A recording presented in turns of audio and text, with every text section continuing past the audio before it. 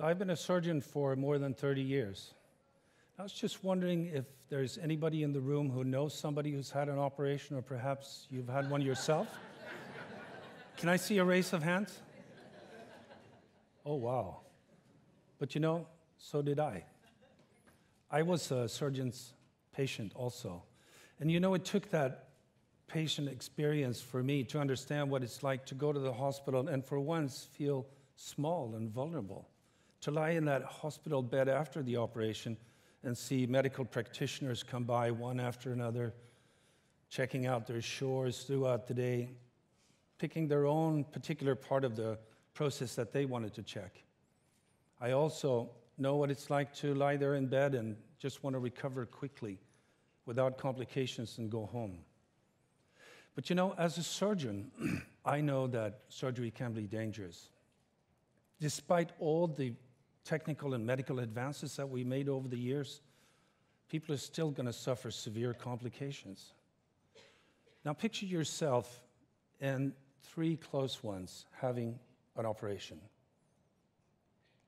One of you is going to have a complication. And no matter what, some people still die after what we would regard as standard procedures. But there's a huge difference between some hospitals and others. And there are studies from Europe that would say that, you know, the risk of dying after a major operation may be 10 to 15-fold greater in one country over another. And believe it or not, but for the same operation, you may have to stay in the hospital 3 weeks to recover in one hospital, while in another one, it will take you 3 days to be perfectly fine and go home. So you see, if I'm going to have another surgery, I would choose my hospital very carefully. Now, what may surprise you a little bit is how I make that choice. You see, I wouldn't necessarily go to the most modern hospital with the fanciest machines and equipment and what have you. No, there's something else that I'm looking for. So what is it then with most hospitals that makes some so much better than others? And how can we deal with that problem? And why is it that the idea that I'm going to tell you about today is about to cause a revolution in surgery? So let's start with, what is the problem?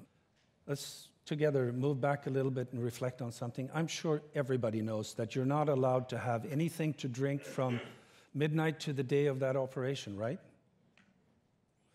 Well, if you just have as much as a sip of water, perhaps while you're brushing your teeth that morning, you're probably going to die on that operating table, right? Well, it's probably the best known medical rule in the world. But you know what? It's nonsense. It's completely false. It's wrong. And still, this is being practiced in just about every hospital around the world. You see, old habits die hard.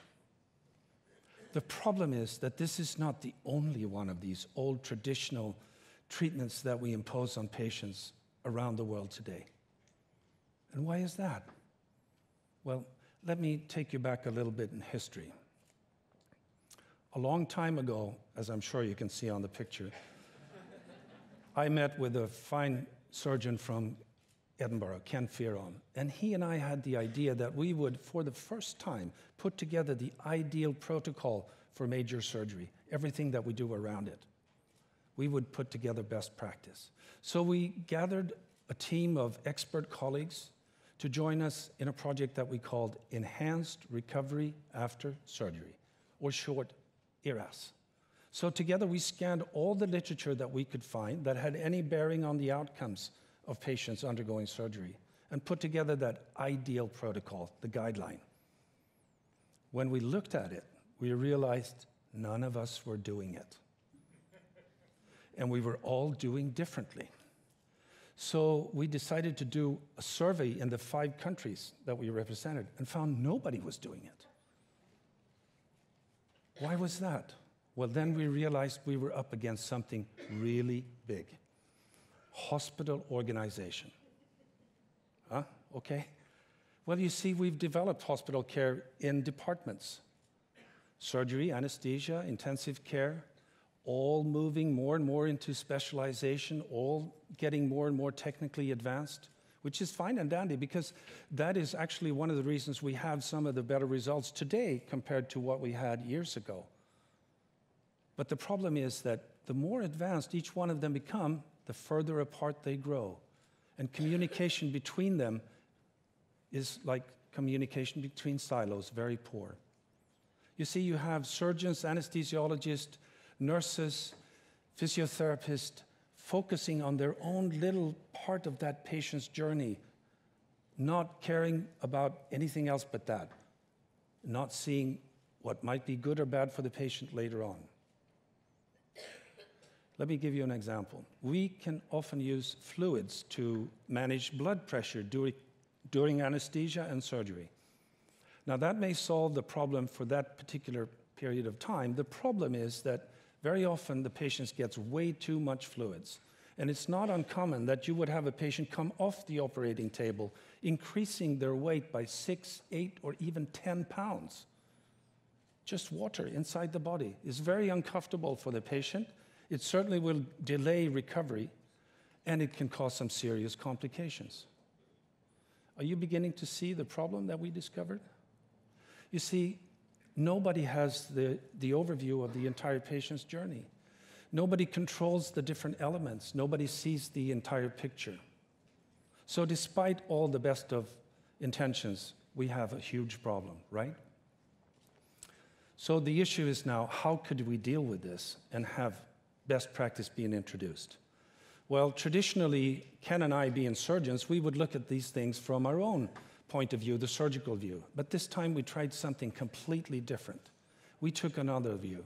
We took the patient's view. That's the only one who actually does the entire journey.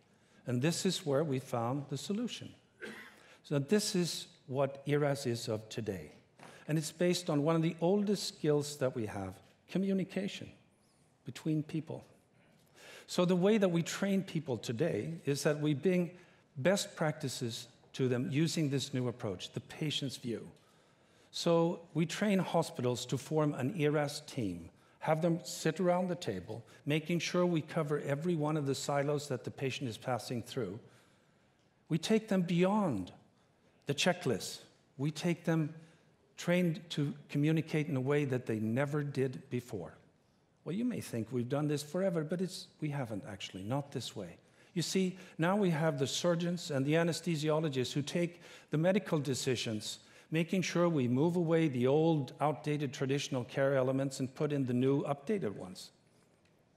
But they don't do it in isolation, one-on-one, on their own. No, this time they do it together to make sure that we harmonize the patient's journey. And the nurses around the table, the ones that actually carry out the work that has to be done, they know what functions and what doesn't, and they bring that to the table. Together with the dietitians, the physiotherapist, and any other health practitioner out there, they make sure to refine the entire protocol. Now, the other thing they do is they gather information about every patient that goes through their service.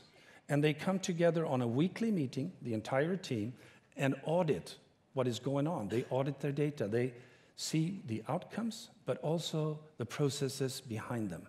This is how they target their improvements and make sure that those improvements are sustained. They also communicate to the rest of the team out there what each and every one's role is in the bigger picture. And at the core of it all, the patient. The patient is given full information of what to expect during the surgical journey. This empowers patients to take an active part in their own recovery. So, ERAS, you could look at it as the human-to-human link that secures that technology is not pushing us apart.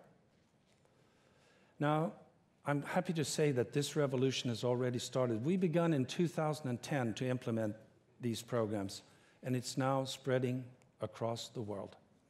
Well, you may say, this is not rocket science, and perhaps it isn't, but it's extremely powerful. And you know why it's moving so fast? It's because of the outcomes. I'm going to show you in just a moment. But before I do, just keep in the back of your mind, if this was a new drug, a pill that was produced by the pharmaceutical industry, I think you will agree it would be $1 billion seller in no time. Because, look at this, patients will recover with only half the complications.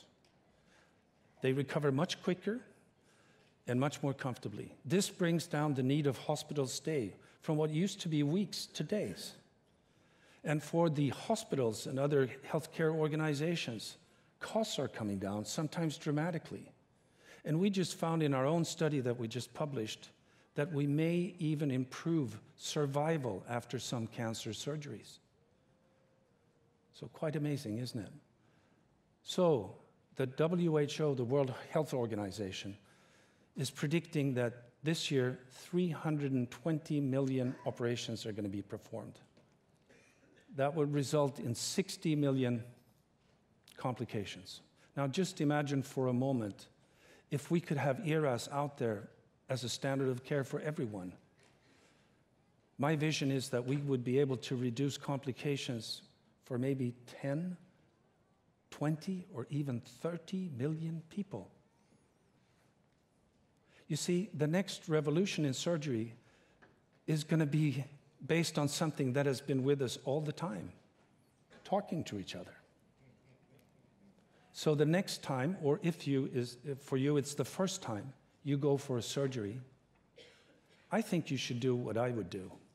Look your surgeon straight in the eye and ask him, do you have the ERAS protocol in place in your practice? Thank you for listening.